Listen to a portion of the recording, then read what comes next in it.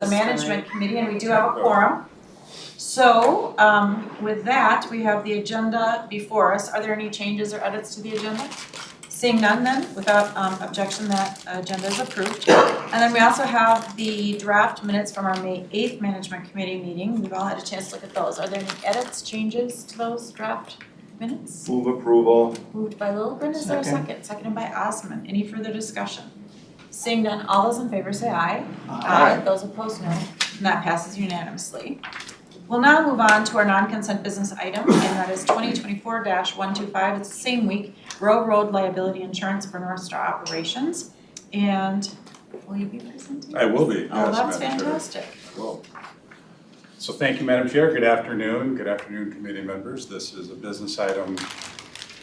I apologize for the monitor. It's very, I'm hoping you can bring that up on the iPads, or everyone has a copy. Yeah.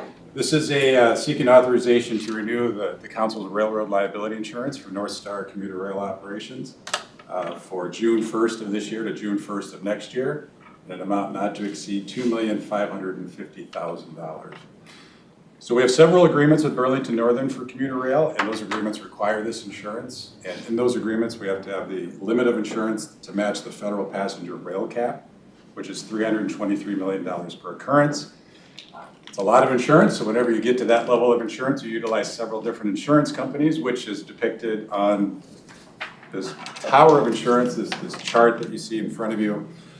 So you can see each one of these insurance companies provides just a layer of insurance, a small piece that's on the right-hand side, the participation, and all of those kind of stack upon one another to come up with the $323 million of insurance. So what we do when we market this is we go out and we present our operations to each underwriter.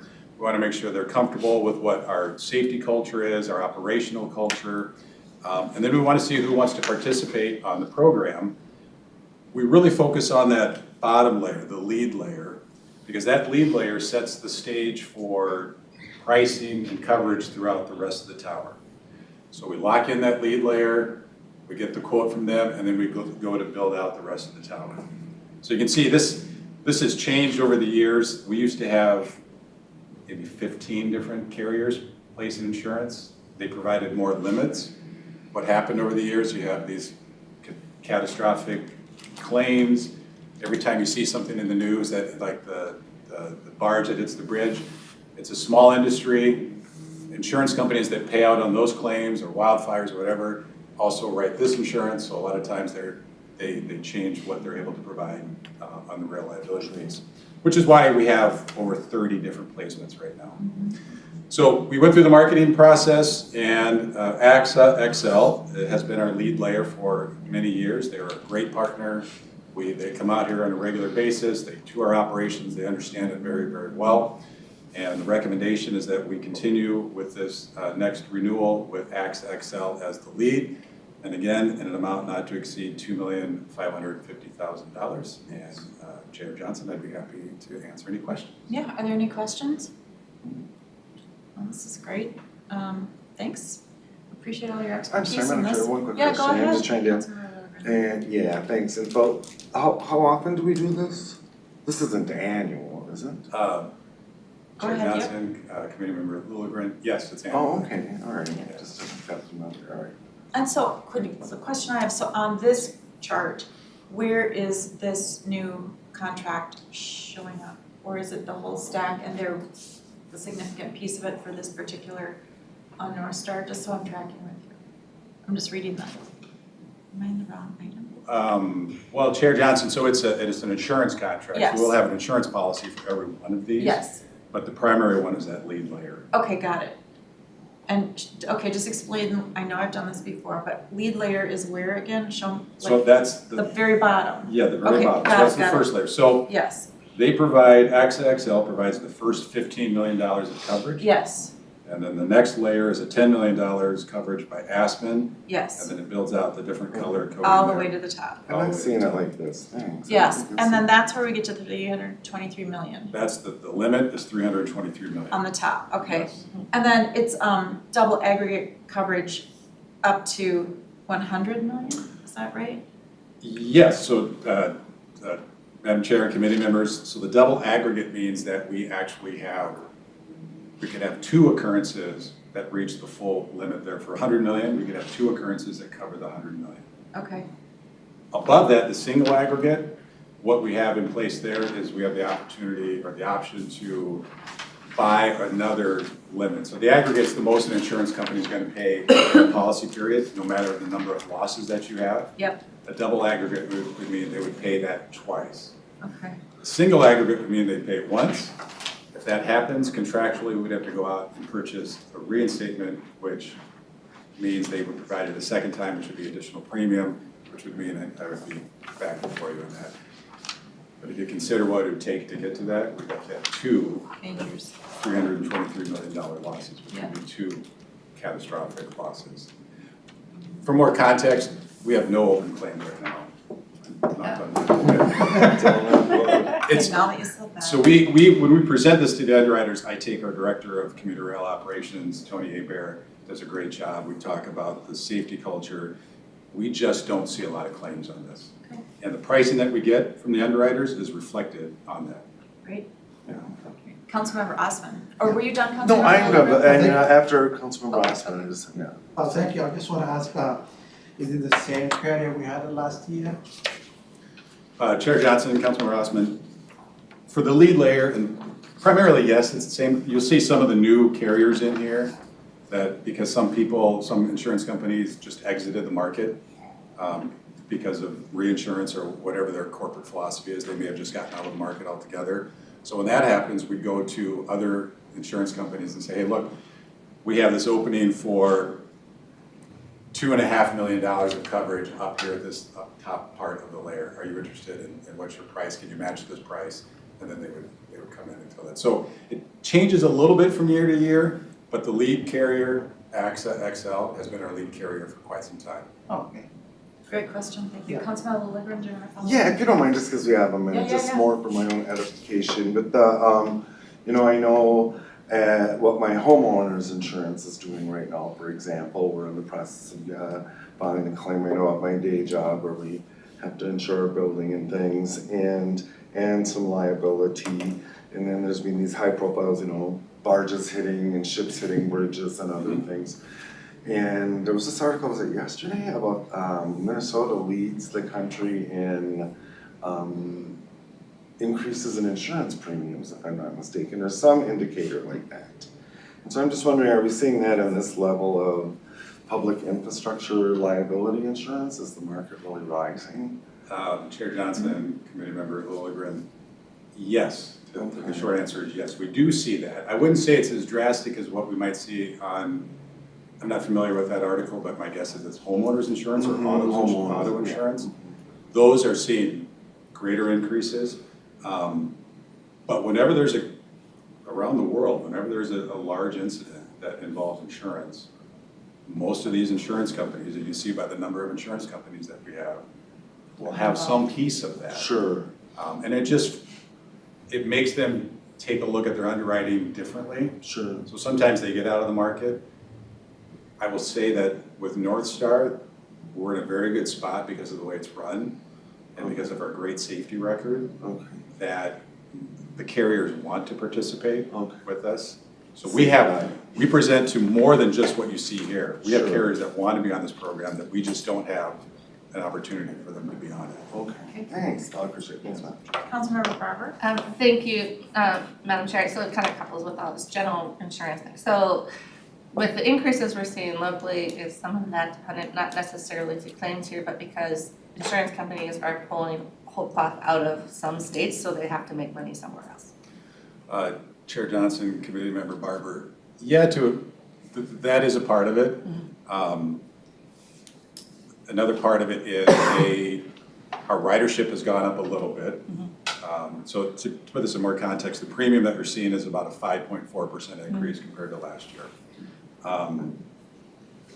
We are seeing some of that as they exit other markets. They do want to reap benefits and profit elsewhere, so they look to raise.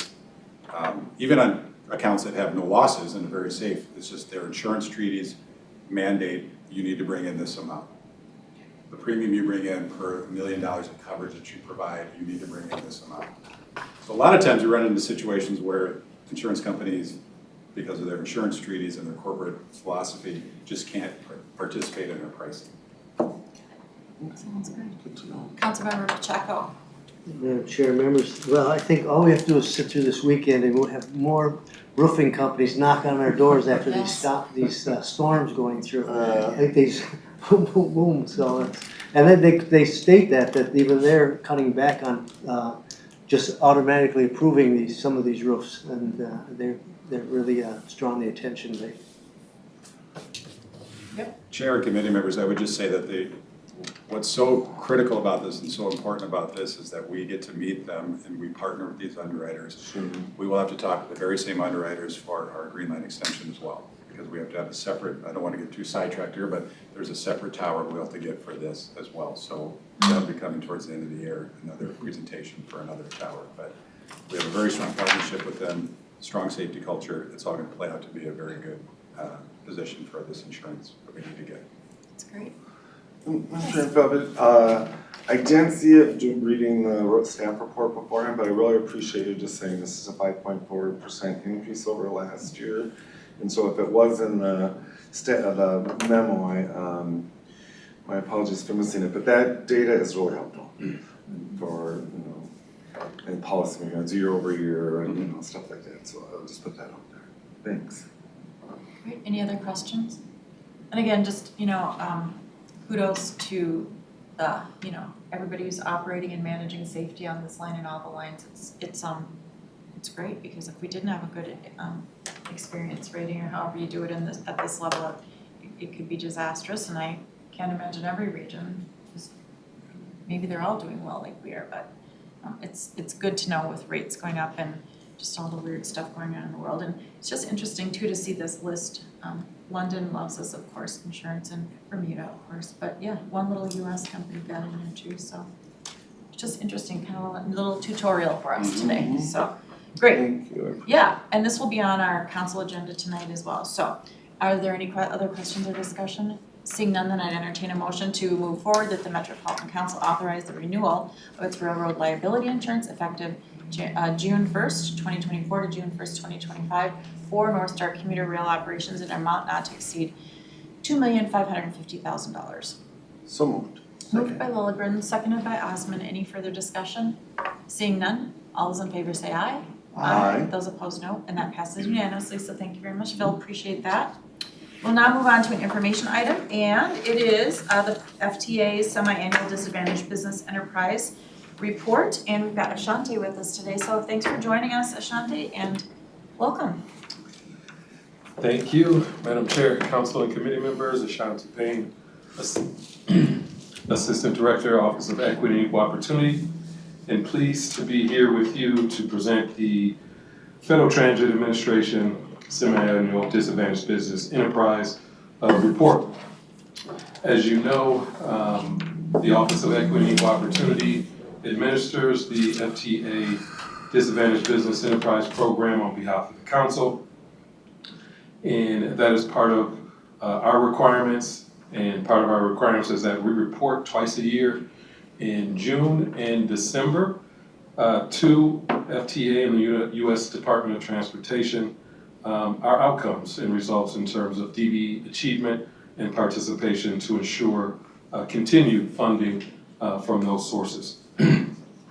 This is also part of our commitment, and normally our commitment to bring this information to you prior to submitting that information in June to FTA.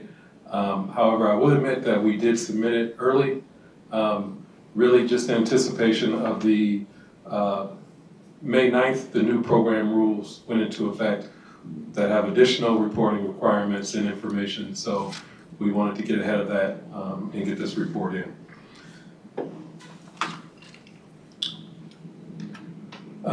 These are the types of projects, construction, architectural, and engineering that are included in this report. We have an annual goal that we establish every 3 years.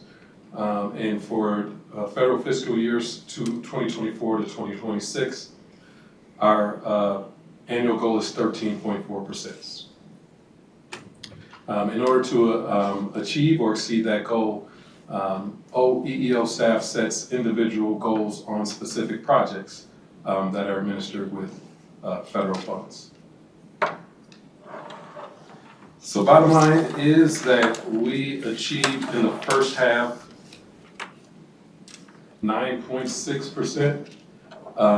So we do have a shortfall in terms of meeting that 13.4% for the first half.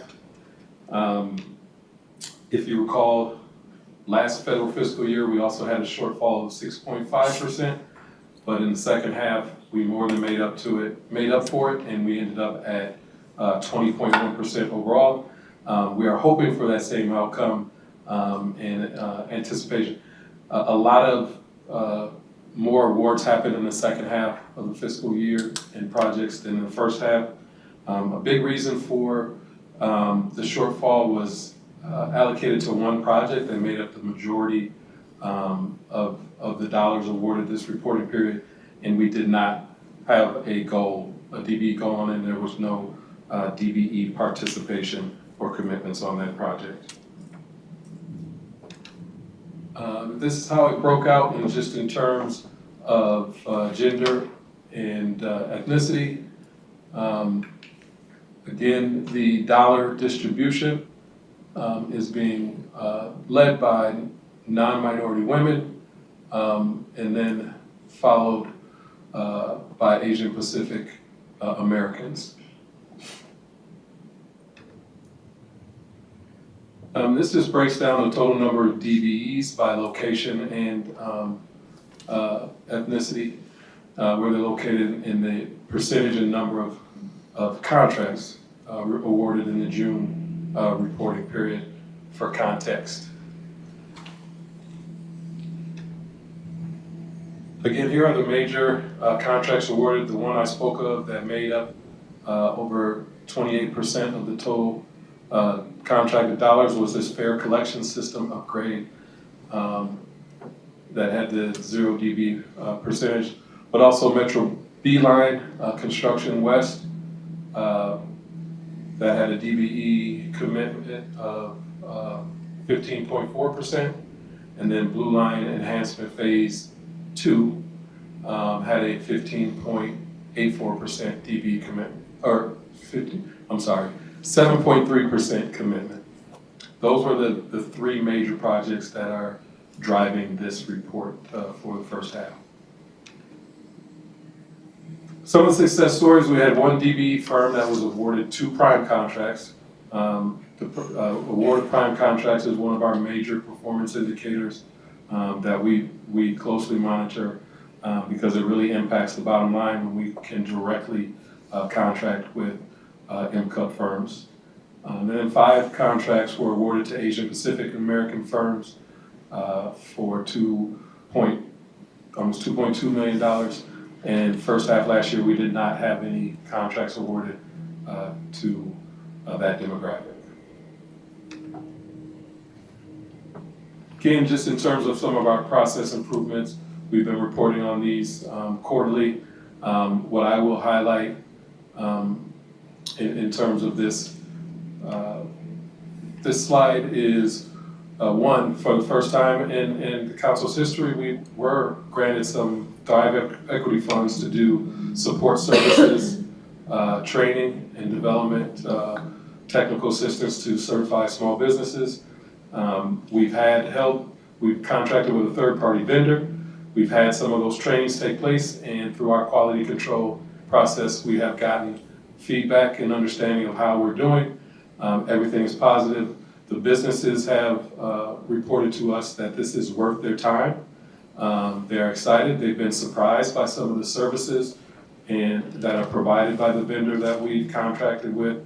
There are over 40 businesses that were registered for the construction safety, over 60 businesses registered for the bidding and estimating training.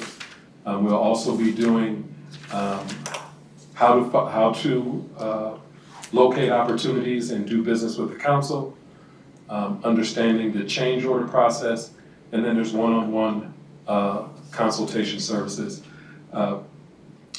When I was putting this report together, there have been 4 businesses thus far that have taken advantage of the one-on-one business consultation. I'm sure that number has gone up since then. I also wanted to highlight the small business equity assessment.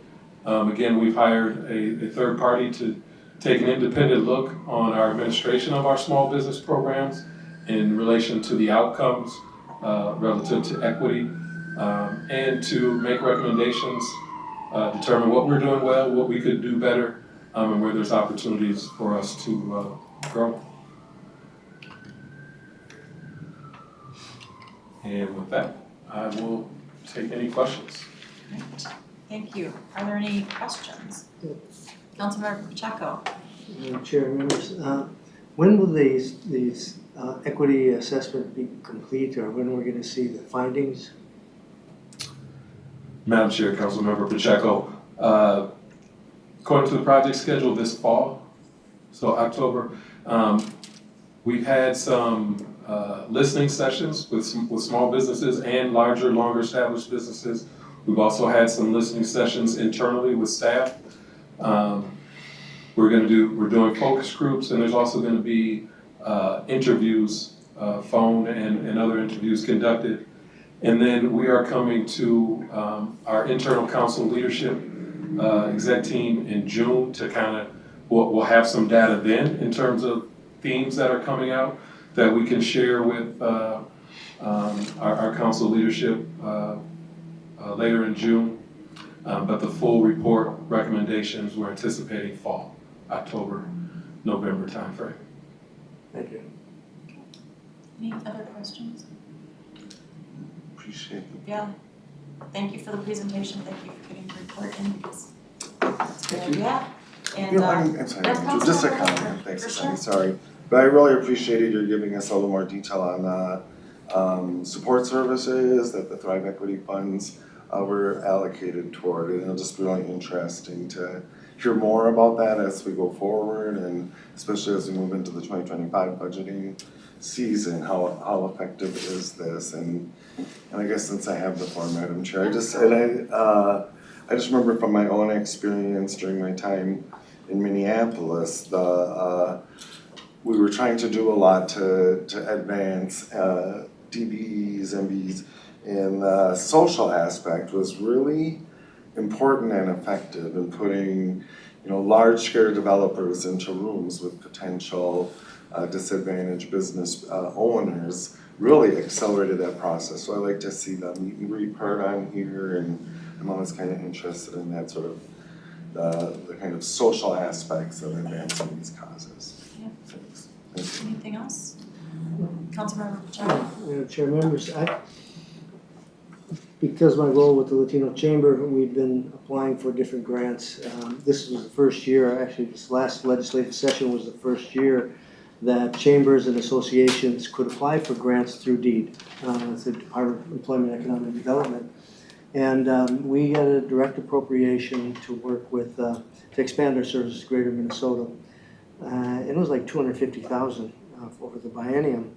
But in the last maybe 5 months, there's been like 3 or 4 major grant rounds that's come out of DEED. One on Thrive by Five Thrive, something like taking the 5 biggest industries like construction and this and saying, and how do we get, like us would apply in those areas, but they would get the businesses or find the work. We have a grant to find the businesses, and that was $400,000. And then they came back and said, well, it was $300,000. Came back and said, can you take another $150,000? And well, if it's in the same time frame, no, because I'm gonna fail. So, so we're working. But there's another grant round coming up that we applied for, and the criteria was that you were a chamber or an association, you had a budget under $1 million, and then your targeted populations. Well, we're the smallest Latino organization between CLUES and LADC. They're the multi-million, and so we're pending on that one. My point being is that there's a number of programs out there. There's one just for helping the snow plowing, or people who had was involved in the snow removal. They got hurt this last year, and so there's some grants for that. And so there's just, and they're coming out and it's like, fill them in and I guess just to make you aware of it, but more importantly, I think, is I don't know if something that we want to partner with on some of these things, because if they're gonna be, fishing in the same well, I mean, we could look at what they're doing, or we could actually, from our standpoint, our being the chamber, it's really, we're basically getting funded for doing things we've already been doing. The webinars and the bringing, the engagement part, which government's not always good at.